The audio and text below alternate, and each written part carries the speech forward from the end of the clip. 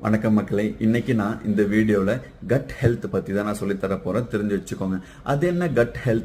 Cut ஹெல்த்னா என்னன்னு பாத்தீங்கன்னா, நம்மளுடைய உணவு குழாய்கள் எந்த ஒரு தொந்தரவும் நமக்கு ஏற்படுத்தாம சீராக இருந்து செரிமானங்கள் சரியா செஞ்சு அதோட வேலைகளை அது கரெக்டா பண்றது தான் நம்ம கட் ஹெல்த் அப்படின்னு சொல்லுவோம்.